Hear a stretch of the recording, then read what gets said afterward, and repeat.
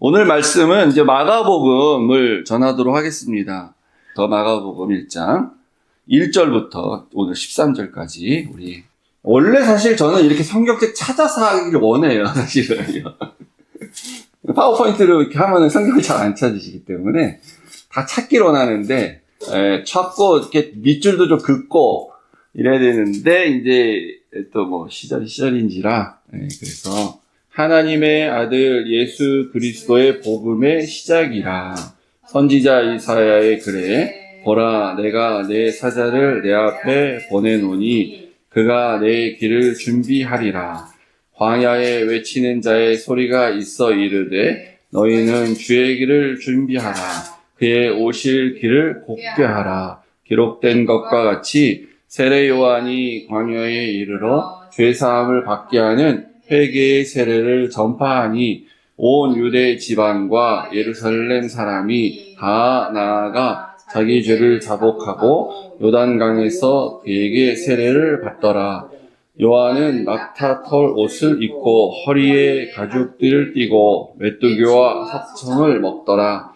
그가 전파하여 이르되 나보다 능력 많으신 이가 내 뒤에 오시나니 나는 굽혀 그의 신발끈을 풀기도 감당하지 못하겠노라. 나는 너희에게 물로 세례를 베풀었으니와 그는 너희에게 성령으로 세례를 베푸시리라. 그때 예수께서 갈릴리 나사렛으로부터 와서 요단강에서 요한에게 세례를 받으시고 본 물에서 올라오실새 하늘이 갈라짐과 성령이 비둘기같이 자기에게 내려오심을 보시더니 하늘로부터 소리가 나기를 너는 내 사랑하는 아들이라. 내가 너를 기뻐하노라 하시니라. 성령이 곧 예수를 광야로 몰아내신지라. 광야에서 40일을 계시면서 사탄에게 시험을 받으시며 들짐승과 함께 계시니 천사들이 수종을 들더라. 아멘. 하나님 아버지, 갑자기 예기치 못하게 또 준비했던 이렇게 파워포인트가 볼 수가 없는 그런 일들이 생겼습니다. 그렇죠. 하나님 동일하게 더 하나님께서 가르쳐 주시고 저를 하나님께서 조명하셔서 하나님의 살아있는 말씀 전해주시게 될 줄로 믿습니다. 하나님 도와주시옵소서. 예수님 이름으로 기도했습니다. 아멘. 우리가 마태, 마가, 누가, 요한복음 이렇게 네 가지 성경책을 복음서라고 이렇게 부르죠. 그래서 사복음서 이렇게 보통 부릅니다. 근데 혹시 여러분들이 사복음서에 각각의 그 별명이 있다는 거 아세요? 한번 들어보신 적이 어떤지 있을지 모릅니다. 예를 들어서 마태복음은 일명 이제 별명을 붙인 거예요. 신학자들이. 마태복음은 이제 사자복음이다. 동물에 비유해서. 누가복음은 사람의 복음이다. 요한은 독수리 복음이다. 이렇게 하고, 그럼 마가복음은 뭘까? 그 마가복음은 송아지 복음 혹은 소복음이다. 이렇게 하는 별명이 있습니다. 이런 얘기 안 들어보셨습니까? 근데 이것은 이제, 예전에 저는 이제 어렸을 때 들은 기억이 있어 생각이 났는데, 그래서 이제 그런가 보다 하고, 요즘도 이제 신약 개론인 어떤 신약에 대한 복음서에 대한 책을 보다 보면 이런 식으로 설명된 데가 있어요. 근데 요거는 그 신학적으로 근거는 없는 겁니다. 그리고 뭐 신학적 해석도 아니에요. 근데 이제 의미는 나름 있어요. 근데 이게 왜 어디서 나오냐면 그 에스겔서 1장 10절에 보면 에스겔 선지자가 환상 가운데 이제 하나님 주신 환상을 보게 되는데 큰 구름 속에서 번개와 이렇게 우레 소리가 나더니 어떤 한 짐승이 나와요. 동물이 나와. 근데 가만히 이렇게 보니까 얼굴이 넷이야. 그러니까 네 마리 동물이 아니고요. 한 동물인데 얼굴이 넷이야. 그리고 각각 날개가 4개씩 있어. 근데 얼굴을 자세히 보니까 한쪽 면은 사람인데 옆에는 사자야. 그리고 또 이쪽은 독수리야. 또 뒤는 송아지야. 이렇게 이제 4가지 얼굴이 보이는 이렇게 동물이 보여요. 근데 그럼 요게 그냥 무슨 뭐 사탄의 무슨 짐승이나 뭐 이렇게 아주 안 좋은 부정적인 동물로 거기서 나오는 게 아니고 하나님을 묘사하는 성격으로 동물이 등장을 합니다. 이 환상 가운데. 그래서 그래서 이 사자, 독수리, 소, 사람, 여기 하나님의 속성을 나타내는 걸로도 해석이 되거든요. 그렇게 이제 하다 보니까 공교롭게도 요 네 가지 사복음서가 요걸 의미하는 거다라는 식으로 누가 이제 처음에 누가 있는지는 기록이 안 나오는데 어떤 사람이 그렇게 설명했던 것 같아요. 그래서 이제 마태복음은 주로 왕으로서의 예수님을 이렇게 한다 그래서 사자, 백수의 왕, 사자 이렇게 되고 누가복음에 대해서는 이제 인자로 오신 사람의 예수님을 해서 그 사람 얼굴. 요한은 이제 뭐 독수리처럼 빠르게 뭐 교리를 이렇게 이런 이제 설명이 붙습니다. 그러면 이제 마가는 왜 나머지 하나가 소기 때문에 붙긴 하는데 그 소라는 게 뭐냐면 성실하고 또 일을 열심히 하고 이런 거거든요. 그리고 마지막에는 종처럼 그러니까 주인의 부림을 받다가 마지막에는 이제 또 죽어서 고기로 이렇게 희생도 하죠. 그래서 이 마가복음의 핵심 구절이라고 할 수 있는 그 여러분들 아마 다 뭐 기억하시고 외우실 텐데 마가복음 10장 45절에 보면 그 유명한 구절이 있지 않습니까? 제가 읽어드릴게요. 인자에 온 것은 섬김을 받으려 함이 아니라 도리어 섬기려 하고 자기 목숨을 많은 사람의 대속물로 주려 함이니라. 요 구절 있지 않습니까? 그래서 인자는 예수님은 섬김을 받으러 오지 않고 나는 섬기러 왔다. 난 종으로 온 거야. 이런 게 있고 또 이제 여러 표현들 있다 보니까 그래서 이 소와 이미지가 맞다. 이렇게 해서 이제 이렇게 별명을 붙였는데 아까도 말씀드린 것처럼 뭐 신학적 근거가 있는 건 아닙니다. 그냥 의미는 뭐 나름 있을 수 있어요. 근데 이제 이게 뭐가 문제냐면 마가복음에서 예수님이 이렇게 종처럼 묘사되는 마치 소에 일하는 것처럼 묘사되는 이게 그것도 사실은 있긴 있어요. 근데 그게 핵심은 아니거든요. 그러다 보니까 제가 볼 때 적절한 별명은 아니에요. 그러니까 종으로 오신 예수님, 섬기는 예수님 하면은 우리가 지금 현재를 살아가는 우리가 볼 때는 그래 맞아. 섬기시는 예수님, 종으로 오신 겸손한 예수님이지. 그래서 예수님은 발 씻기시었잖아, 제자들을. 그리고 또 부활하신 이후에도 제자들한테 오셨을 때 예수님이 직접 이렇게 아침 식사도 막 준비해 주시고 그러잖아. 교회는 그래 섬기는 데가 교회야. 교회는 섬김이 가치가 있어야 돼. 그래서 이게 중요하죠. 섬기는 거. 중요합니다. 그래서 종으로 오신 예수님 하면은 이제 우리가 다 그런 것만 연상을 하게 되는 거예요. 섬기시는 예수님. 우리도 열심히 섬겨야 돼. 구역장들, 장로들 이런 사람도 다 섬기고 열심히 해야 돼. 그건 맞아요. 틀린 게 아니야. 맞아. 중요해요. 교회의 가치로서 굉장히 중요해요. 그런데다가 오늘날 우리가 어떤 시대에 살고 있냐면은 워낙에 이제 갑질하는 사회 속에 살고 있잖아요. 대한민국 사회 속에서 종을 종으로 취급하는 오히려 민주국가인데 그러니까 겸손한 주님을 우리가 본받아야지. 섬기시는 예수님 얼마나 훌륭해. 교황 봐. 뭐 조그만 경차 타고 이렇게 다니잖아. 무슨 겸손한 이런 거는 우리의 마음에 굉장히 와 닿습니다. 얼마나 훌륭하게 생각하는지 모릅니다. 근데 그건 틀린 게 아닌데 근데 마가가 그러면은 마가복음에서 예수님의 이런 모습이 정말 중요한 거고 너희들은 이런 걸 깨달아야 돼라고 하고 이 마가복음의 독자들한테 이 편지를 쓴 거냐? 그건 아니라는 거예요, 사실은. 그걸 우리가 착각하면 안 됩니다. 마가가 하고 싶은 얘기는 다른 게 있어요. 1장 1절을 보시면요. 이제 모든 책이 대부분의 책이 그러니까 모두는 아닙니다.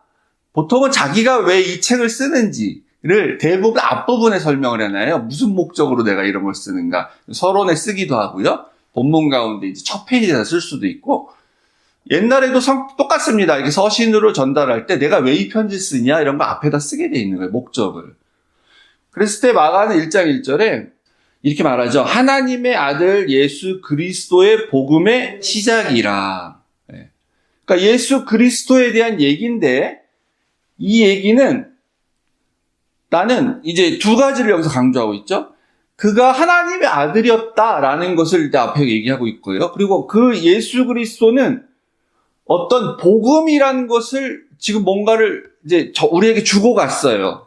그래서 마가는 복음을 얘기하고 싶다는 거예요, 지금. 복음. 예수님이 하신 일이 있는데, 그거는 내가 말할 때 이건 복음이야. 이건 가스페리아라고 이제 가치를 두고 쓰는 거예요.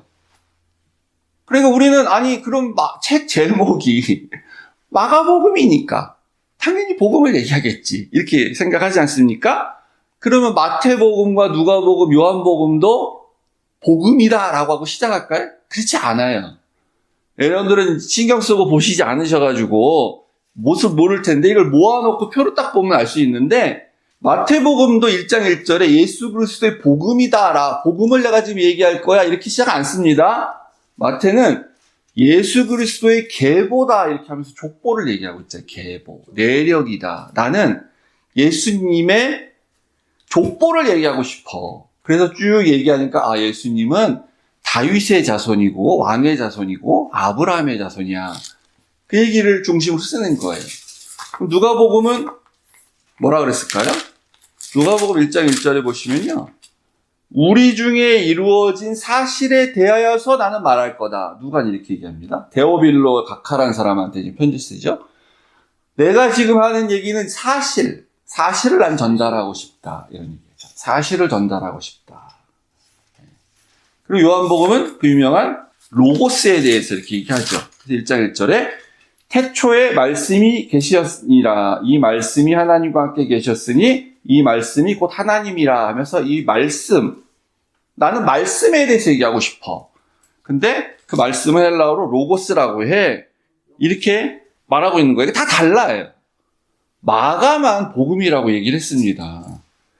왜냐하면 마가는 지금 이 편지를 누구한테 쓰고 있냐면 헬라인들한테 쓰고 있어요. 그중에 특별히 로마인들한테 쓰고 있습니다. 그러니까 이 로마인들이 들어서 알 수 있는 단어를 사용해서 써야 돼요. 그때 쓴 단어가 복음이라는 겁니다. 복음. 그래서 우리나라 말로 한자어로 복음인데 우리말로 하면 기쁜 소식, 이 영어로 하면 굿뉴스가 되는 거예요. 복음. 그러니까 이 로마인들이 들을 때 이건 복음이야 이렇게 얘기하면 이 로마인들은 지금 뭐에 대해서 얘기하려고 하나보다 딱 알 수 있어요. 그러면 우리가 이제 오늘날 우리는 어떻게 됩니까? 속보입니다. 긴급 뉴스입니다. 그럼 우리 딱 뭐가 생각이 됩니까? 뭔 일 터졌어? 이렇게 되잖아요. 그러니까 물론 한강 작가가 노벨 문학상을 수상했습니다. 이것도 속보로는 떠요. 근데 이거 뭐 긴급 뉴스입니다. 막 이러면서 말하거나 그러지 잘 않아요. 대부분은 이제 속보, 긴급 뉴스라고 할 때는 이제 어떤 걸 주로 말하냐면은 부정적인 거예요. 비행기가 폭발했습니다. 무안공항에서 비행기에서 사고가 났습니다. 이 속보, 긴급 뉴스. 그럼 벌써 그 얘기 딱 듣자마자 우리는 불안해지고 이제 이렇게 뭔가 연상이 되죠. 그런 것처럼 이때 로마인들에게 복음이라고 말하면 연상이 딱 되는 게 있는 거예요. 기쁜 소식이네, 이거는. 무슨 기쁜 소식인가? 뭘 승리했다는데? 이런 뜻인 거죠. 그래서 알고 있으실 수 있는데 이 복음이라는 헬라어가 이제 유앙겔리온이라는 단어입니다. 유앙겔리온. 그러니까 기사 쓸 때 우리 기자가 속보입니다라고 말할 때 하는 것처럼 이 헬라 사람들이 이거 복음입니다, 굿뉴스입니다라고 말할 때 유앙겔리온입니다라고 말하는 거예요. 그러면 그 내용이 무슨 내용이냐? 그게 바로 알고 계신 그 마라톤이라는 경기가 어디서 유래했냐면은 아테네와 페르시아가 전쟁을 하고 나서 아테네가 이겼어요. 그때 페르시아의 왕이 성경에 나오는 이제 다리오 1세입니다. 그때 어디서 싸우냐면 마라톤 평원이라는 데서 싸웠습니다. 그래서 이 승리의 소식을 전령이 전하러 쉬지도 않고 뛰어왔는데 그 거리가 한 42km 정도 되는 거예요. 그래서 마라톤 코스가 이제 그렇게 비슷하게 잡히게 되는데, 그럼 이때는 왜 그랬냐?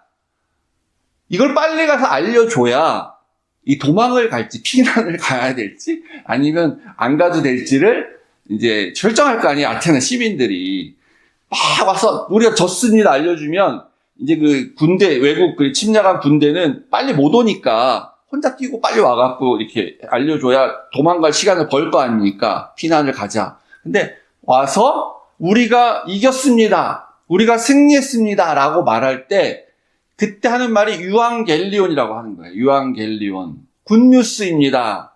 그럼 요거는 이제 무슨 굿뉴스인데 무슨 내용이냐 말하지 않아도 왜냐하면 이 소식을 다 기다리고 있었기 때문에 다 듣는 순간에 우리가 이겼구나. 피난 가지 않아도 되겠구나. 이렇게 하는 거예요. 그게 복음이란 단어입니다. 복음. 굿뉴스. 그래서 마가가 로마인들에게 이건 예수 그리스도의 복음입니다. 라고 말할 때, 그럼 무슨 얘기냐면, 이건 예수 그리스도께서 승리했다는 이야기입니다. 예수 그리스도께서 이기셨다는 이야기입니다. 이제 그런 뜻으로 시작을 하는 겁니다. 그러니까 마가는 굉장히 모든 같은 사건을 바라봤을 때 마타와 누가 요한과 다르게 예수님이 이거 왜 이기셨는가? 그리고 예수님이 어떻게 이기셨는가? 이건 전쟁이야. 이런 관점에서 이렇게 보게 되는 겁니다. 그러면 예수님이 이겼는데, 그럼 예수님의 신분이 무슨 신분으로 이기는 게 필요하겠습니까? 근데 만약에 아까 제가 말씀드린 것처럼 이 마가복음은 소에 대한 이야기, 종에 대한 이야기야. 섬기로신 예수님. 그러면 예수님은 이제 종인데 이겼어. 이렇게 말하면 설득이 될까요? 당시에는 이제 귀족 계급, 왕도 있고요. 귀족 계급, 상류층 계급들이 있고요. 상전들이 있죠. 그 다음에 노예들이 있습니다. 크게 둘로 나누면. 그럼 노예들한테 복음을 전하는데, 야, 예수님도 너희들처럼 요 노예이셨어. 너희들처럼 종이었어. 근데 그 예수님이 이겼다? 승리를 했단다? 이렇게 하면, 물론 믿을 사람도 있겠지. 근데, 딱 무슨 생각이 들겠어요, 종이. 종이 어떻게 이겨? 종이 무슨 수로 이겨, 노예가? 그 불가능한 얘기야, 불가능한 얘기. 믿을 수 없는 얘기예요, 그러니까 그거는. 그냥 그 자체로 복음이란 건 받아들일 수가 없는 거예요.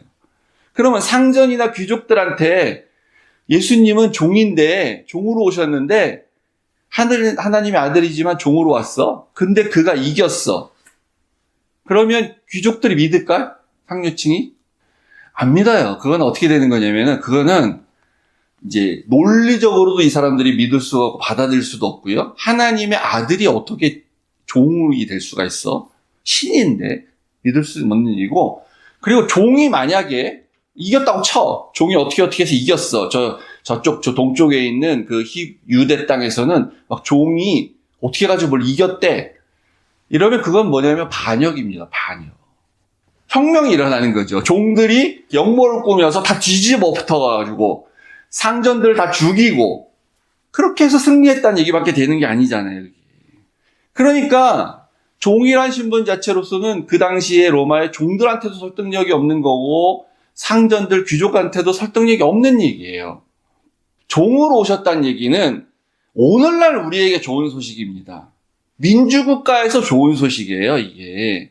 그러니까 아까 말씀드린 것처럼 이 돈으로 갑질하는 세상에서 우리가 살고 있기 때문에 흙수저인데 금수저를 이겼대. 힘없는 약자인데 강자를 통쾌하게 이겼대. 그러면 그거는 오늘날의 시대에는 환호할 만한 일이에요. 환호할 만한 일.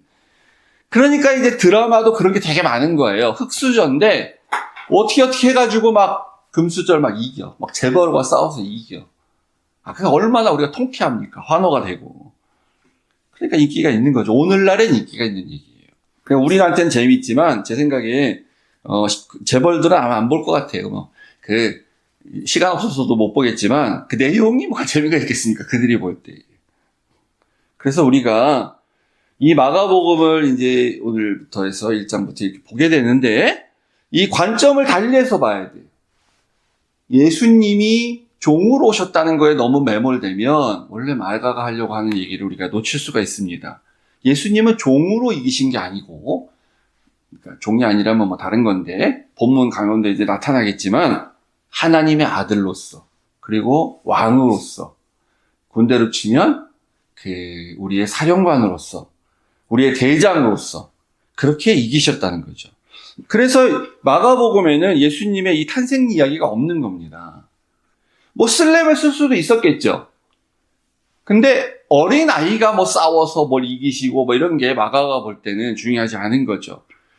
그 위경이라는 데 보면은 위경은 성경으로 인정되지 않은 책이기 때문에 이제 위경 혹은 외경이라고 하는 건데 그 위경에 보면은 예수님의 어린 시절 얘기들이 많이 나와요.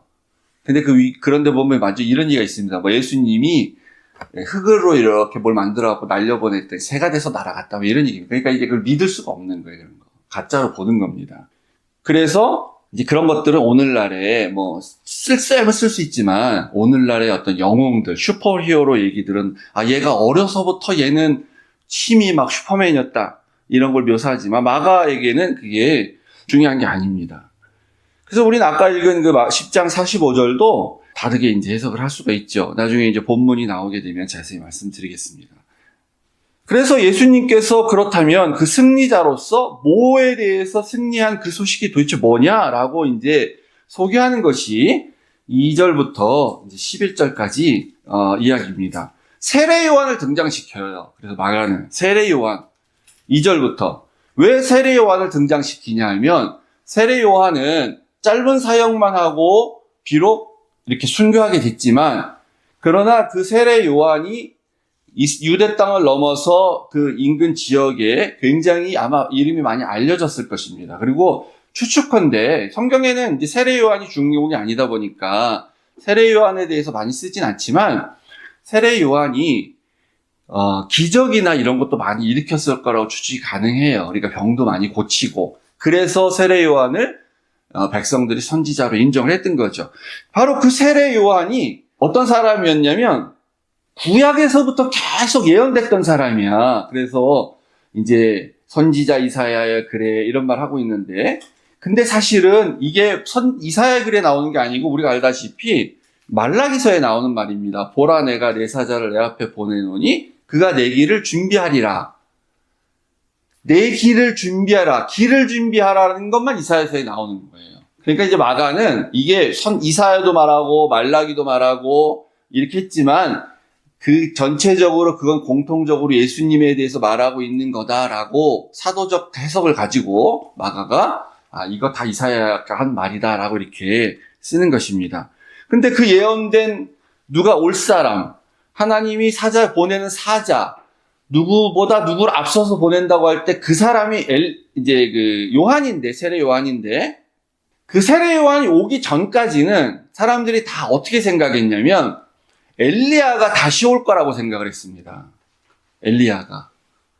그러니까 엘리야가 그 능력의 선지자거든요. 온갖 많은 기적을 일으켰던. 그리고 알다시피 엘리야가 죽지 않고 이제 하늘나라로 올라가게 됐죠. 그래서 아마도 엘리야가 다시 이렇게 아마 뭐 태어난다기보다도 하늘에서 그냥 다시 이렇게 쫙 온다든가 이런 기대를 했던 것 같아요.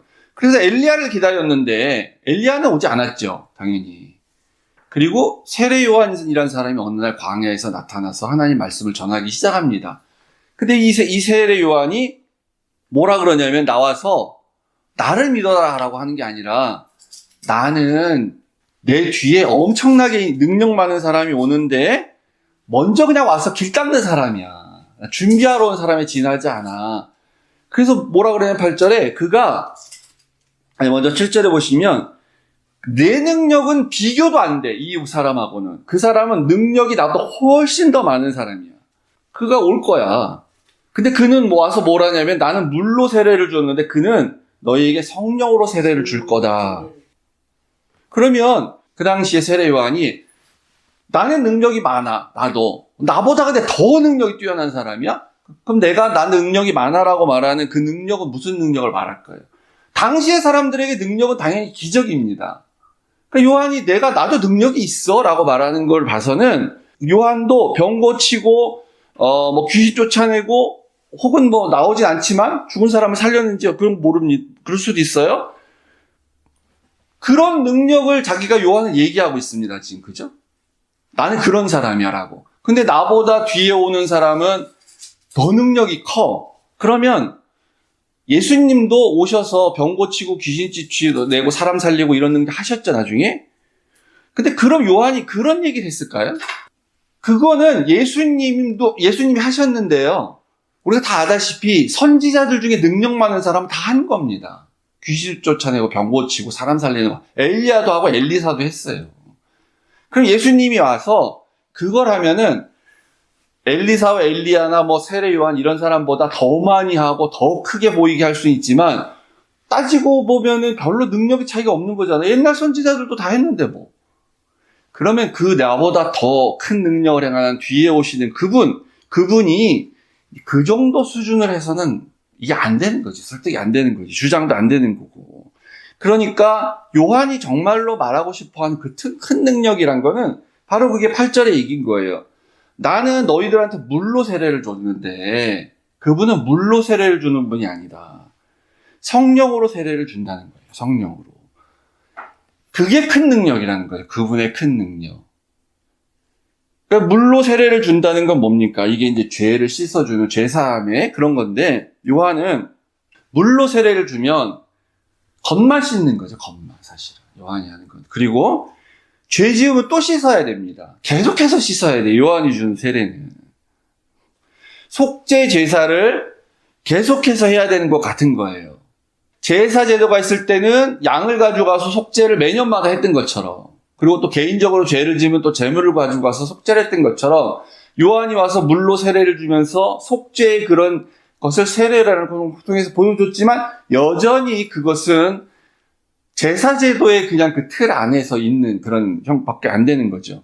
그런데 이제 아직 등장하지 않은 그 누구, 그 뒤에 오실 분, 우리가 알지만 예수님이 오시면 그분은 성령으로 세례를 준다는 거예요. 그러니까 한 번만 씻으면 돼. 성령으로 씻었기 때문에, 성령으로 다 태웠기 때문에 더 다시 세례를 받고 죄사함의 용서를 구해야 될 필요가 없다는 거죠. 그래서 그분이 능력이 있는 거예요. 그분이. 죄에 대해서, 죄의 권세인 사망에 대해서 완전히 승리할 수 있는 그러한 분야이지만, 그런 능력이 있는 분야이지만 성령으로 우리를 씻길 수가 있는 거죠. 선지자 중에는 감히 아무도 내가 너의 죄를 사하여 준다, 내가 너에게 성령으로 세례를 준다, 이렇게 말한 사람이 없었죠. 그러니까 우리가 여기서 이제 다시 한번 또 질문을 해야 됩니다. 중요한 점검의 질문을 하지 않을 수가 없는데, 예수님의 이런 능력으로서, 예수님이 하나님의 아들로서 성령의 세례를 주실 수 있는 분으로서 우리의 죄를 사하시고 승리하셨어요. 죄의 권세에 대해서 완전히 승리하셨어요. 그러니까 이게 굿뉴스죠.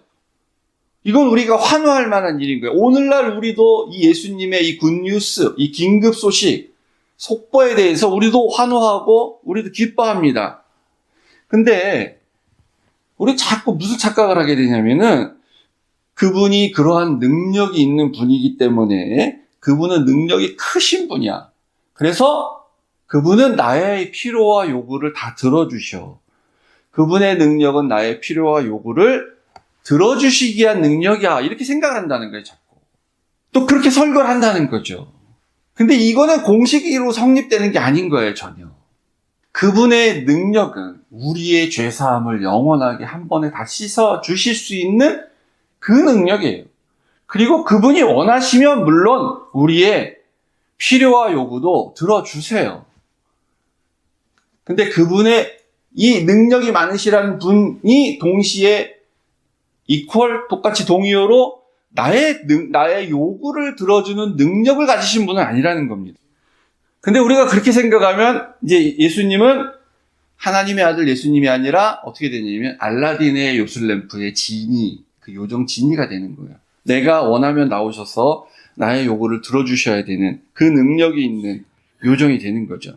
이 본문을 쭉 보아서 쭉 가면서 계속 그것을 확인하게 되겠지만, 그리고 나서 마가는 이 세례 요한에 대한 얘기를 한 다음에 바로 12절, 13절이 이제 광야의 그 시험에 대한 얘기를 하는데, 자세하게 얘기하진 않습니다, 마가가. 간단하게만 이렇게 설명을 해요. 그냥 이런 일이 있었다, 그래서 그냥 이겼다, 뭐 간단하게 이런 정도입니다. 마가의 관심은 여기에 크게 있진 않았던 것 같아요. 그래서 우리는 이제 그 출애굽기를 하면서 이 예수님의 광야 시험과 이 출애굽기에서의 백성들이 겪었던 광야 시험이 이 사건의 연관성에 대해서 우리 많이 이제 사실 살펴봤습니다. 그래서 반복해서 말씀드리지 않겠는데, 혹시 다시 듣고 싶으시면 그 출애굽기 강해 32번하고 마태복음 2장 그 예수님의 탄생과 라헬의 슬픔에 대해서 한번 다시 들어보시기 바라고요. 이제 그거를 염두에 두고 승리라는 관점에서 이 예수님이 받았던 광야의 이 시험, 이것을 마가가 어떤 의도를 했는지에 대해서 연관시켜서 좀 생각을 해보면은 이런 거를 정리를 한번 해볼 수 있을 것 같아요. 그 세 가지 시험은 이거 아닙니까? 돌을 떡덩이가 되게 하라. 빵을 만들어라는 거지 않습니까? 그래서 이스라엘 백성들이 먹을 것이 없으니 어떻게 합니까? 라고 하나님한테 불평불만을 했을 때, 그러니까 빵을 달란 얘기입니다. 한마디로 그거 먹을 것을 달라. 빵을 달란데, 그래서 하나님이 만나를 내려주셨어요. 그러니까 우리의 신앙생활이 이 세 가지 시험하고 굉장히 유사해요. 그러니까 우리가 계속해서 하나님을 믿고 나면, 하나님 모를 땐 하나님한테 기도도 안 하지, 아예. 하나님 모르니까. 근데 하나님 믿고 나면, 하나님은 우리의 기도에 응답해 주신 분이야. 예수님은 능력이 많으신 분이야. 무엇이든지 예수님의 이름으로 기도하고 간구하라 그랬어. 그걸 생각하고 나면 계속 우리가 무슨 욕구가 점점 나오냐면, 먹을 것을 달라, 하나님. 빵을 달라. 계속 이게 우리의 욕구라는 거죠. 나의 문제를 해결해 달라. 그러면 하나님이 또 들어주세요. 또 먹을 것도 주시고, 이스라엘 백성들에게 그랬던 것처럼. 그러면 하나님을 믿어야지. 그럼 믿으면 돼. 요구를 하는 건 나쁜 건 아닙니다. 하나님도 하라고 하고 일용할 양식 구하라고 하셨기 때문에. 그래서 하나님이 응답해 주시고 우리에게 주시면, 그러면 믿음을 갖고 생활을 해야 되는 거잖아요. 그 다음부터. 근데 우리 인간이 그러지가 않습니다. 저도 겪었고요. 동일하게 다 겪어왔던 건데, 그 다음에 믿음이 강해지는 게 아니라, 그 다음으로 이제 살다 보면은 또 필요가 있으면, 그때 하나님이 나에게 이렇게 만나를 주셨지. 나의 필요를 주셨지. 참고 기다리자. 하나님의 때가 되면 주시겠지가 아니고, 하나님이 있나 없나 내가 한번 좀 시험을 해봐야 되겠다. 이런 생각이 든다는 거예요. 물이 없을 때 마사에서, 무리바라고 하는 그곳에서 하나님이 있나 없나 우리가 시험을 해보자 라고 백성들이 그랬죠. 하나님 능력 많다며, 능력이 많은데 왜 안 주시는 거야? 우리 한번 시험해보자. 요 선을 넘어가면 그때부터는 문제가 생기는 겁니다. 그러니까 내가 신앙생활 하면서 교회 다니면서 어떨 때 힘들고 불평도 있고 그러지만, 그래서 하나님 또 공급해 주셔서 살다가, 왜 하나님은 나는 왜 자꾸 이렇게만 살게 하시는 거지? 왜 자꾸 만나만 주시면서 살게 하는 거지? 만나 내리지 마시고 거들어갈 필요 없이 나한테 모 장로님, 모 집사님이 있는 것처럼 나한테도 그런 거 좀 주시면 되는 거잖아. 처음부터 그냥 아예. 왜 나는 자꾸 매일매일, 매주 자꾸 구하게 하는 거야? 난 자꾸 왜 만나를 나보고 거들어 가게 하는 거야? 저 집은 안 가는 것 같은데, 하나님 정말 계신 거 맞아. 내가 한번 시험해 봐야 되겠다. 하나님이 정말 계시다면, 나도 이제 만나 거들어가지 않고 편안하게 집에서 쌓아놓고 살 수 있는 사람 좀 되게 해주십시오. 그래서 내 기도를 응답해 주시면 하나님이 정말 있는 거고, 응답하시면은, 그럼 하나님 없는 것 같은데. 그러면서 내가 계속 교회를 다닐지 말지 고민하게 되는. 그게 시험의 단계로 들어가는 겁니다. 그거는 하나님이, 아직 믿음이 어려서 그런 거다라고 보지 않으세요. 이스라엘 백성들을 봤을 때. 주긴 주셔. 그때도 물을 주긴 주셨어. 그렇지만 이것은 불평불만이고 위험한데, 신앙이 위험한데, 이렇게 볼 수 있다는 거죠. 세 번째는 어떻게 됩니까? 세 번째 시험은 나에게 경배하면, 나에게 절하면 내가 천하만국을 줄 것이라고 시험하죠. 사탄을 경배하라는 겁니다. 그럼 우리 인생 가운데 사단을 경배하는 시험 우리가 받을까요? 우리가 이제 사단에게 경배하고 절한다 그러니까 우리 이것만 생각해. 사탄 숭배교가 있어요. 있다 그래요. 본 적 없지만. 그러니까 뭘 어떻게 하는지 모르지만 실제로 우리가 교회 가서 하나님 앞에 가서 하나님께 기도하고 하나님 앞에 하나님 경배하고 찬양하는 것처럼 사단을 경배하고 사단을 찬양하고 기도하는 그런 이제 그런 종교 집단 같은 데도 있다고 합니다. 그건 진짜 말 그대로 현실적으로 사단을 경배하는 거죠. 근데 우리가 그런 건 안 하죠. 우리가 누가 그러겠어요. 그러니까 내가 사단을 가서 경배할 거라고 생각하고 하진 않아요, 다. 그런 죄는 범하지 않습니다. 근데 사단을 경배한다는 건 뭐냐면은 애굽에서 죄의 노예 상태로 있었던 백성을 하나님이 구원하여서 내 백성을 삼겠다고 해서 해방시켜서 출애굽을 시켰는데 난 하나님이 이제 너무 못 믿겠습니다. 시험을 내가 해봤더니 하나님이 있는지 없는지 잘 모르겠습니다라고 하면서 다시 나는 애굽의 삶으로 돌아가고 싶어. 나는 그냥 금송아지 만들어서 섬길래. 이렇게 해서 나는 다시 죄의 상태로 돌아가고 싶어. 나는 노예로 살아도 상관없어. 죽어서 지옥 간다는데 죽어서 될 일이 내가 알 게 뭐야. 뭐 지옥을 가든 말든 난 상관없어. 나는 다시 죄의 상태로 갈 거야. 그냥 교회를 안 다니는 거. 교회를 이제 내가 지금까지 난 믿음이 있다고 생각해 다녔는데 난 이제부터 교회 안 다녀. 난 다시 죄의 상태로 갈 거야. 이게 사탄한테 절하는 거예요. 죄의 상태로 돌아간다고 하는 게. 가서 정말 무슨 찬양하고 노래 부르고 사탄을 경배하고 하지 않아도 내가 죄의 상태로 나는 돌아가고 싶소. 난 구원 필요 없어. 라고 말하면 그게 바로 사단의 노예 상태고 사단을 경배하는 거죠. 그러면은 그게 사단은 우리에게 약속하기를 네가 하나님 믿고 쓸데없이 살지 않으면 더 축복받아서 네가 더 잘 살고 있어라고 말하는 그 세상을 준겠다고 하는 것 같은 그런 시험에 빠지는 거죠. 근데 우리가 인생을 살면서 내가 광야 속에 지금 있다라고 느낄 때는 이런 유혹을 안 받을 수가 없습니다. 그냥 이게 좀 빵이 없다, 물이 없다 이 정도 수준이면 좀 어떻게 믿음 가운데 버티면서 어떻게 좀 참아보려고 하죠. 그래도 믿음 갖고 위로받으면서 하나님 의지하고 어떻게 살아보려고 하죠. 근데 나는 그 수준이 아니고 나는 이제 광야에 완전히 내동댕이 쳐져 있는 삶이다. 나에겐 아무 길이 없다. 여기서 헤어날 수가 없다. 라고 하는 내 생활 자체가 광야다라고 생각될 때마다 하나님은 나한테 해준 게 뭐가 있나. 그러면서 하나님을 늘 시험하게 되는 거죠. 신앙적으로 방황을 하는 광야가 있을 수 있어요. 신앙적으로 광야. 방황하는 거. 그러니까 나는 물질도 있고 다 있어. 근데 왠지 이상하게 신앙적으로 하나님이 있는 것 같기도 하고 없는 것 같기도 하면서 계속 방황해. 그런 광야 생활이 있죠. 그러면서 불순종한 죄를 지었었던 그런 기억도 있고요. 그리고 인생이 잘 풀리질 않아서 경제로 너무 어렵고 그래서 불평등만으로 가득 차서 계속 이렇게 힘들게 지냈던 광야 같은 생활. 그런. 또 가족 관계에서도, 우리 주변에서 다 겪는 사람들도 특정한 사람이 아니어도 다 보지 않습니까? 가정이 이렇게 깨지고, 자녀들이 내 마음같이 살질 않고, 그렇게 또 해주질 않고, 신앙 좋은 줄 알았는데 커서 보니까 얘가 신앙이 있는지 없는지 그 같은 확인도 하게 되고, 또 어떤 사람들은 막 이혼을 하고, 가정이 깨지고, 이혼을 하니 많이 하는 그런 삶 속에서 막 살아가고, 계속 싸우고, 가정이 이렇게 천국이 아니고, 가정이 그냥 지옥 같은 그런 사람들도 있고, 그런 삶을 살 때 이 인생이 내가 광야 속에서 시험받는 것 같은 그런 것을 계속 느끼게 되죠. 그래서 나는 실패할 것 같다. 나는 여기서 벗어나지 못할 것 같다. 난 여기서 그냥 끝날 것 같다. 그런 불안을 속에 살게 되게 됩니다. 그리고 아까 말씀드린 것 같은 그런 세 가지 시험 속에서 계속 이렇게 원민하게 되고. 그래서 불안한데 오늘의 이 굿뉴스, 오늘의 이 복음, 오늘의 유한겔리온은 그런 가운데 있는 나의 삶에 있어서 예수님이 스스로 몸소 광야에 나가서 이기셨다라는 것을 전하는 소식인 거예요.